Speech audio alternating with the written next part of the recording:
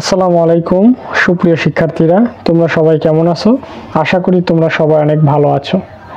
আজকের ক্লাসে আমরা পঞ্চম শ্রেণীর গণিত বইয়ের অধ্যায় 9 অর্থাৎ অনুশীলনী 9 শতকরা যে অধ্যায়টা আছে এই অধ্যায়ের অনুশীলনী 9 সমাধান করব। তো এখানে দেখতে পাচ্ছ হচ্ছে পৃষ্ঠা নাম্বার হচ্ছে 99। তো এই অধ্যায়ের উপরে কিন্তু আমি এর আগে 5টা লেকচার দিয়ে দিয়েছি এবং হচ্ছে সেগুলো হচ্ছে বইয়ের যে অনুশীলনী শুরু হওয়ার আগে যে সমস্যাগুলো আছে এবং বেসিক যে বিষয়গুলো আছে সেগুলো কিন্তু আমি সমাধান করে দিয়েছি আলহামদুলিল্লাহ। তো আজকে আমরা অনুশীলনী 9 সমাধান করব। ঠিক আছে, তো অনুশীলনী 9 এর 1 নম্বর এখানে দেখতে পাচ্ছ একটা সমস্যা দেওয়া আছে। তো এখানে দেখো এই যে অনুশীলনী যে 9 আছে বইয়ে 99 পেজে, তো এই অনুশীলনীর সমস্যাগুলো আমরা ধারাবাহিকভাবে সমাধান করব। ঠিক আছে, তো প্রথমে 1 নম্বর সমস্যাটা দেওয়া আছে। তো এটা জানার আগে 1 নম্বর সমস্যাটা সমাধান করার আগে আমাদের কিছু বেসিক বিষয় আলোচনা করতে হয়। যদিও আমি এর আগে বেসিক বিষয়গুলো আলোচনা করেছি, তো আজকে যেহেতু হচ্ছে অনুশীলনীর প্রথম সমস্যার সমাধান করছি, তো তোমাদেরকে আবারও রিকল করার চেষ্টা করতেছি কিছু বেসিক বিষয় যেগুলো জানলে কি তোমাদের এই সমস্যাগুলো সমাধান করতে আরও কি ইজি হয়ে যাবে। ঠিক আছে, তো শতকরাটা কি? আমাদের হচ্ছে অধ্যায়ের নাম কিন্তু শতকরা।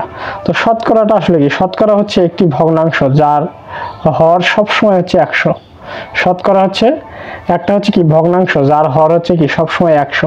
তো এর গাণিতিক কিন্তু চিহ্ন আছে। শতকরার গাণিতিক চিহ্ন কিন্তু এই যে এরকম, এটা কিন্তু শতকরার হচ্ছে গাণিতিক চিহ্ন কিংবা এরকম গোল।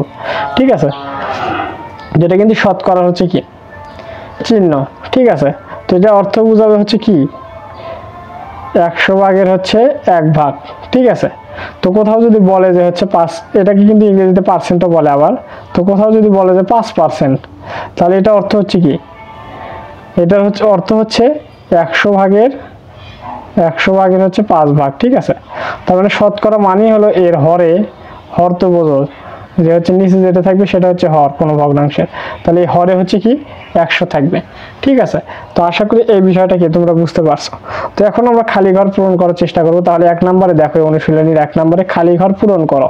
তাহলে খালি ঘরটা কি বলছে? 1 নম্বরে 12 জন লোক 20 জন লোকের এখানে 10% মানে কত পার্সেন্ট এটা আমাদের বের করতে হবে। তাহলে 12 জন লোক 20 জন লোকের কত পার্সেন্ট এটা আমাদের কি বের করতে হবে।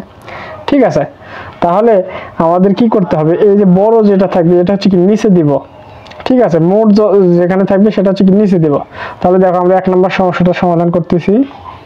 1 নম্বর, তাহলে এখানে 12 জন লোক 20 জন লোকের কত হবে? হরে যাবে 20, উপরে যাবে কত? 12 অংশ। ঠিক আছে, তাহলে 12 জন লোক 20 জন লোকের হচ্ছে কি 20 ভাগের 12 অংশ, এটা কিন্তু আমরা লিখলাম। তো এখন দেখো আমরা কি করব। এখন 20 ভাগের হচ্ছে 12, তাহলে এটা আমরা কি করতে পারি? আমরা কিন্তু এখানে দেখো আমাদের নিচে হরে কি 100 আনতে হবে। তো 100 আমরা কিভাবে আনতে পারি? দেখো এখানে যদি আমরা 20-এর সাথে 5 গুণ দেই তাহলে 5 20 কত হয়? 100।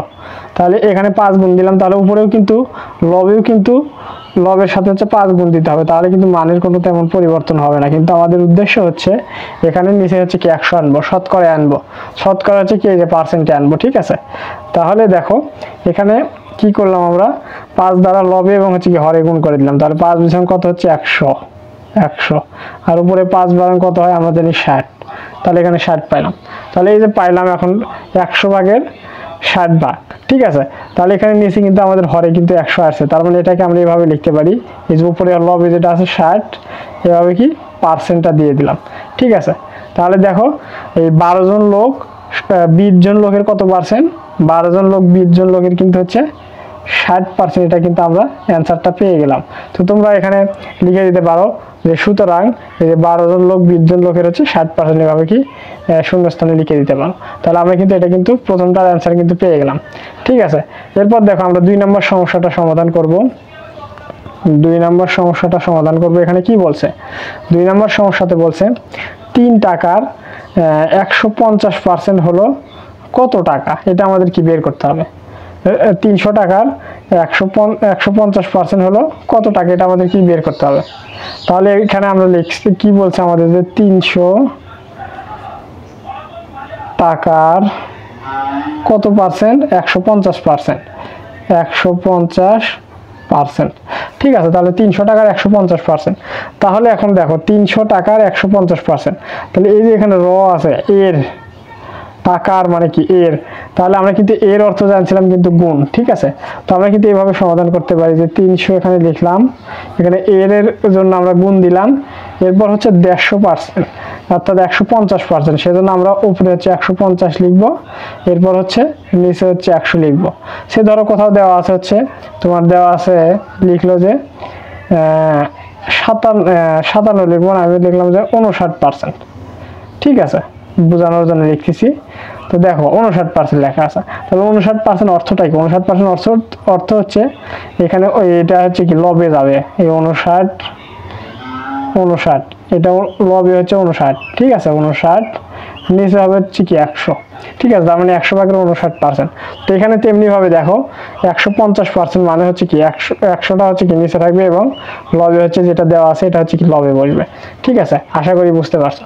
তাহলে এত কি, এই যে টাকা। ঠিক আছে, এত হচ্ছে কি টাকা। তো এখন দেখো আমরা 100 দ্বারা হচ্ছে 300 গাড়ি, তাহলে 3 পাচ্ছি।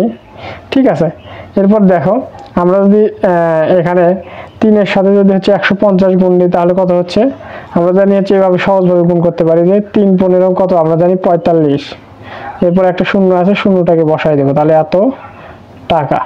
তাহলে আমাদের যে বলছিল যে 300 টাকার 150% হলো কত কত টাকা, তাহলে 300 টাকার 150% হলো 450 টাকা। আমরা কিন্তু এখানে হচ্ছে বের করে ফেললাম, তাহলে এখানে আমি লিখবো 450 টাকা। ঠিক আছে, তাহলে এটা কিন্তু আমরা হচ্ছে নিচে এভাবে সমাধান করে এখন এভাবে নিচে লিখতে পারি যে অতএব 300 টাকার 150% হলো 450 টাকা। তো 450-এর নিচে আমরা হচ্ছে দাগ দিয়ে দেবো, যেহেতু সে ওখানে হচ্ছে কি শূন্যস্থান ছিল। ঠিক আছে, তো আমাদের কিন্তু 2 নম্বর সমস্যাটাও সমাধান হয়ে গেল। তো এখন আমরা কি করব, 3 নম্বর সমস্যাটা সমাধান করব। তাহলে 3 নম্বর সমস্যাতে কি দেওয়া আছে দেখো, যে কত গ্রাম এর 56% হলো 42 গ্রাম। তাহলে কত গ্রাম এর 56% হলো 42 গ্রাম।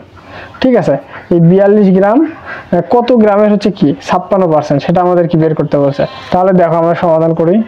3 নাম্বার যে হচ্ছে 56% হলে, তাহলে 56 গ্রাম হয়,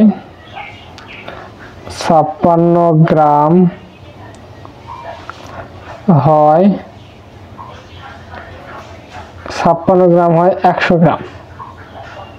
ঠিক আছে, তাহলে দেখো এখানে 56%। ঠিক আছে, তাহলে 56% অর্থ কি, 56% অর্থ হলো উপরে 56, নিচে হচ্ছে কি 100 দ্বারা, নিচে হচ্ছে কি 100, তাহলে 100 ভাগের 56%।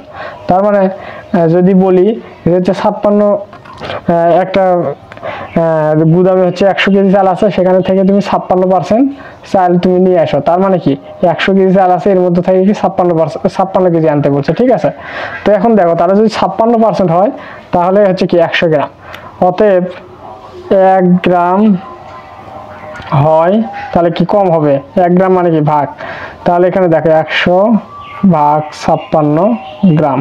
তাহলে আমাদের এখানে কত বের করতে বলছে, 42 গ্রাম। তাহলে 42 গ্রামের 56% হচ্ছে 42 গ্রাম কত পার্সেন্টের 56%, এটা কিন্তু আমরা উল্টো করে সাজিয়ে লিখতেছি, কারণ হচ্ছে এই মানটা বের করার জন্য।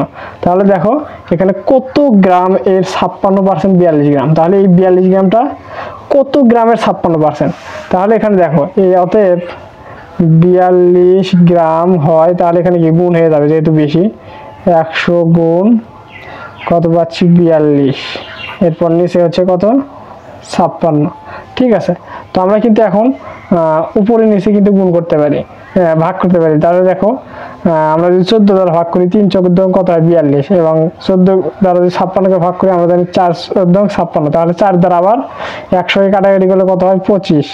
ঠিক আছে, তাহলে এখানে 25, এখানে গুণ 3, তাহলে 25 গুণ 3, তাহলে কত হচ্ছে 75 গ্রাম।